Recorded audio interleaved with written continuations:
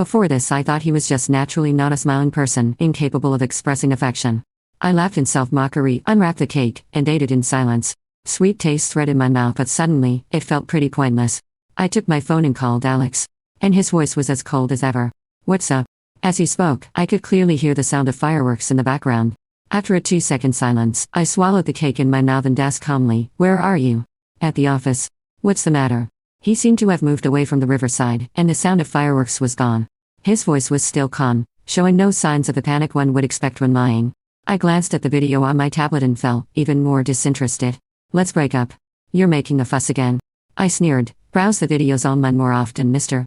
Internet Celebrity." With that, I hung up the phone. Since I had proposed the breakup, I shouldn't stay at his place any longer. I looked at the untouched dishes on the table, got up, and went to the kitchen to find some containers to pack them up. Then I packed my belongings and took a taxi back to my small apartment, which I hadn't visited in a long time. Finishing all this, I took a taxi back to my small house that I hadn't visited in a long time. After I graduated from university, my parents bought me a small apartment in this city. After getting together with Alex, he always said that our homes were too far apart, and it was troublesome for us to commute between them, so he asked me to move in with him. Actually, the distance between these two houses was just the distance between him and me. We looked close, but our hearts seemed to be separated by the Pacific Ocean. Back in the long-lost small house, I tittied up simply and went to bed after washing up. I found only a few messages on my phone. "What's the matter with you now? Come back when you've calmed down. Don't be too willful." It seemed he came home last night and found out I had moved out. I didn't reply to his messages and just went about my own business. This kind of thing wasn't the first time it had happened. Vivian would call him whenever something was wrong. She would even ask him to accompany her when she was awakened by thunder at midnight and couldn't sleep. I had questioned him and quarreled and argued with him.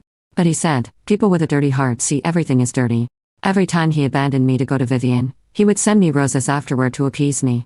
And I would continue to be deeply immersed in this relationship as if nothing had happened. But I was tired this time.